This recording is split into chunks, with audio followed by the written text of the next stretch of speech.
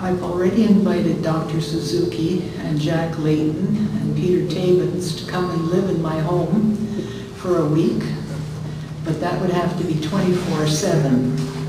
No getting away from it for their work time. 24/7 in my home for a week.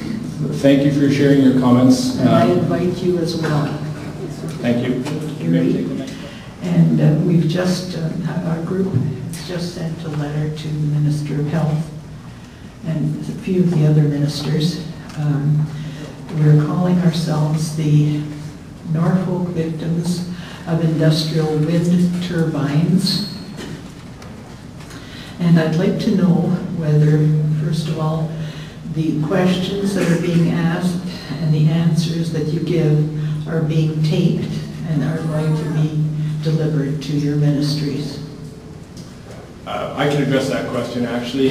We've done a series of these consultations for a number of ministries my company has before. Taping it is sometimes part of the agenda and sometimes is not. Tonight's emphasis is on the face-to-face dialogue that we hope to encourage. So these are not going to be taped? They are not being taped, no. How are they being recorded then? The notes are being reflected in the notes that I'll be taking just here. Notes here. Each of the ministry staff are taking notes, and they will be filtered into the process. And my question deals with one of your slides, that the proponents are required to monitor and address low-frequency vibrations. And if these low-frequency vibrations are causing health problems for people, what is the Ministry of Health going to do? What are the proponents going to do? What is anyone going to do for these people? Thank you. Kevin, do you wish to address that? Your concerns addressed by the government, and I think somebody from the government should address those. The main concern I have is the Green Energy Act effectively takes the municipalities out of the equation. We have nothing to say about it anymore. We can't come to our council and say, look, there are these problems or this problem or whatever. You've taken the Green Energy Act, eliminates it. It's eliminated democracy in rural Ontario, fundamental foundation of our country. People are dying in Afghanistan and Iraq to preserve that kind of thing. I think it's an absolute outrage. Right? My concern is, as I understand, there's no studies, so-called studies, regarding this poor lady's health problems. I have two personal friends that are ill because of the wind farms in Shelburne. I hear horrific stories from Ripley. I hear horrific stories all over. I see a setback of 550 meters. Am I correct? There are no studies? I keep hearing there are no studies with regard to that. Am I correct on that? Is that your question? That's not my only question, but health studies on that? We'll get, if you would phrase your question, we can address that when Kevin comes to the mic. So, having no health studies, somehow 550 meters has come up in the regulation. These windmills are going to be 550 meters from the recipient house. So in other words, if you want to build on your lot line, you're not able to build there anymore because it should be from the lot line wherever these start. But in any event, who came up with 550? And by coming up with 550, that tells me that 549 is a problem. It affects people's health. And I know your first slide showed you want to protect human health at all costs. I think that's the #1 priority. Sir, would your question be about the 550 or about the municipal consultation? Or health studies. Well, it's about all that. But and hopefully we'll follow up on that. But Sir, with respect to the 2 minutes, we're hoping to have the line with folks. Yeah, I apologize. But under 550, there's a problem, which tells me there's probably a problem at 551, probably a problem beyond that. They're coming to our property soon. I see the red lights flashing. I wouldn't want to walk around there at night with these red lights flashing all the time. Sir, the health problems are a big problem for me.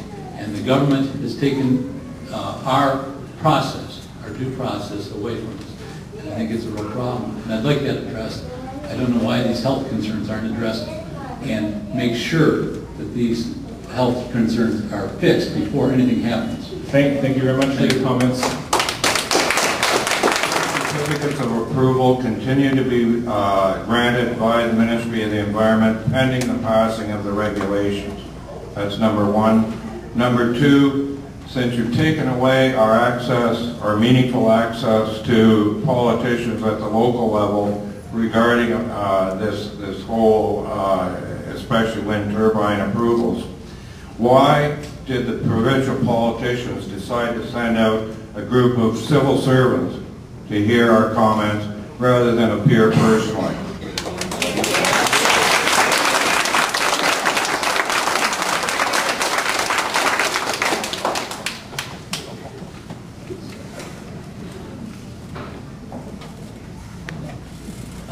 I'll address the first question around the certificates of approval. What we're combining in the new renewable energy approval process are elements of the environmental assessment from the Ministry of Environment point of view and the certificate of approval. So the renewable energy approval will continue will be there as we're proposing it, and will continue to include the types of conditions of the certificate of approval. Hopefully that answers your question. No, not actually.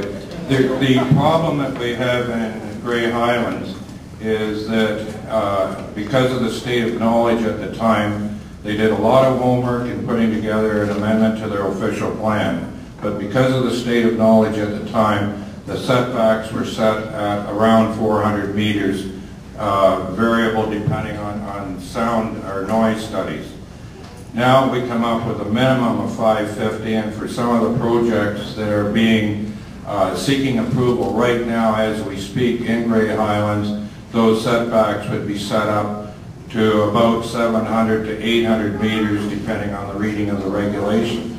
My problem is, if AIM PowerGen in the meanwhile gets a certificate of approval, they will be grandfathered and allowed 400 meters as opposed to around 700 to 800 meters.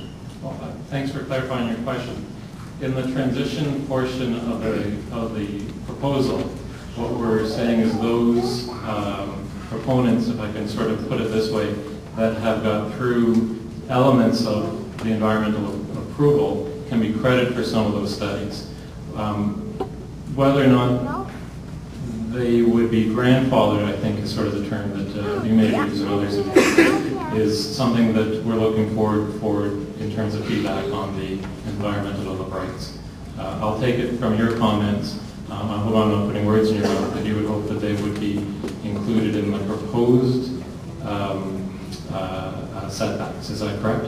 Well, what I'm suggesting is that having decided that something over 550 meters is appropriate, how can we have projects that don't even have a shovel in the ground now get approval so that they can continue on and put these towers within 400 meters? You're that dual standard.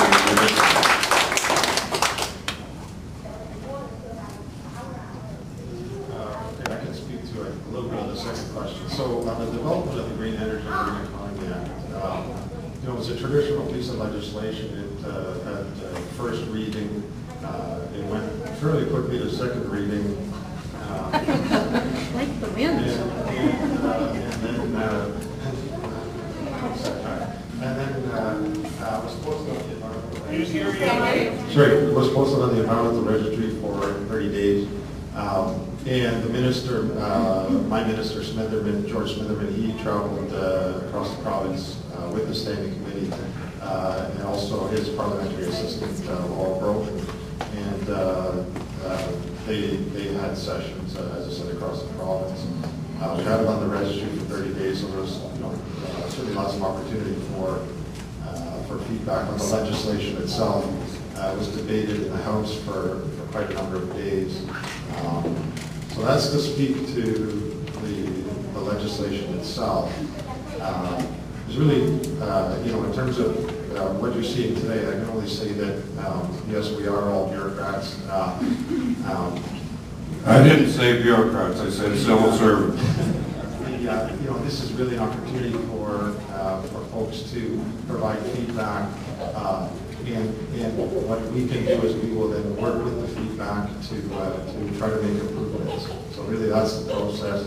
It's a good opportunity, and really, there's nothing to prevent you from providing comments to ministers directly. That's always, you're all taxpaying citizens, so that's your prerogative as well.